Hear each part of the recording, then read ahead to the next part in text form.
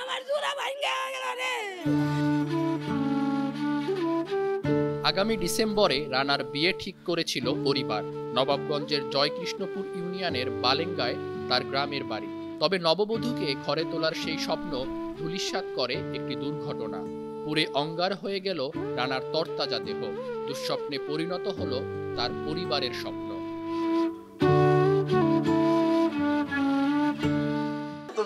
বিয়ে ঠিক হয়েছে, ইউনিয়ন চেয়ারম্যান তরুণ ভাই সে পয়সা কথাবার্তা কনফার্ম। ছোট ভাই আছে শনিবারের ফ্লাইটে, যাই ওদেরকে নিয়ে আসবো ডিসেম্বরে। আমি ফোন ধরে আমি কই সকালবেলা ফোন দিয়ে জাগায় কয় বাবা আমি সাইডে যাইতে লাগছি মা। আমি কি তুই আমার কথা কসকে কয় আমার একটু ঘুম ঘুম ধরছে। আমি কয় কি পানি ছিটাই দে রে। পরে কয় কি মা আমি একাই আংটি পাড়াম আর চেন পাড়াম, তোমার জন্য আর বোর জন্য আংটি পাড়াইবো। তুমি আমার চাচি গনি আংটি পড়াই আইও। আরে আমি তারপরে হেলো হেলো করছে আর আমার বাবাই কথা কনাই। আমার সোনার বাবা পুরাই গেল রে, আমার জোড়া ভাঙ্গা গেল রে। আমার বাড়ি কত আনন্দ রে। আর তুমি কি করলে রে? আমার রানার মুখ যেমনি আসছিল আমার রানাও জানে না। আর বুকটা পড়া স্বপ্ন নিয়ে গেল রে আল্লাহ। রানা বুকটা পড়া স্বপ্ন নিয়ে গেছে।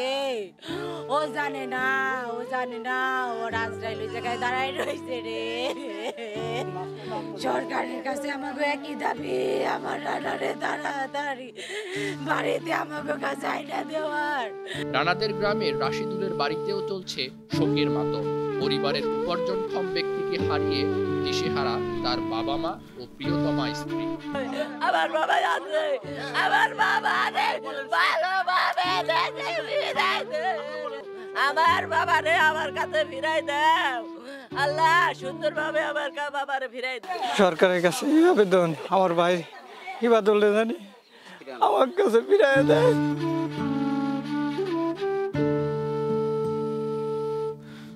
আমার স্বামীরা যেন জীবিত হয় না। সে আমার সংসার চালাইছে, রাশেদের উপর নির্ভর, রাশেদ ছাড়া আমার কেউ নাই।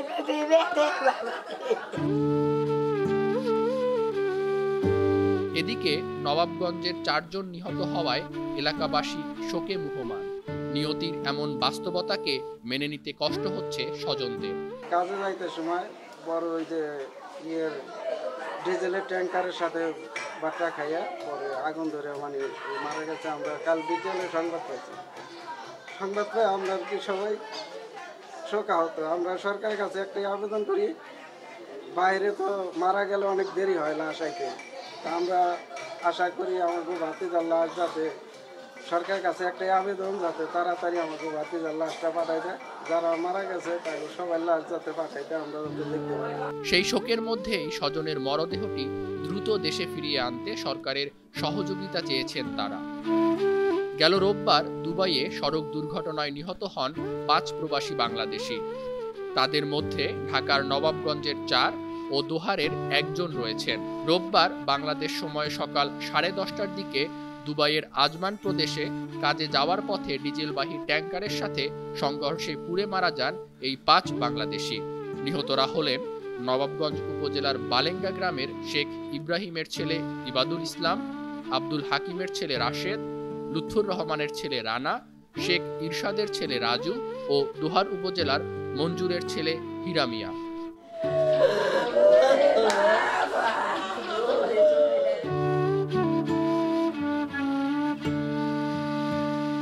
News desk, 52 TV.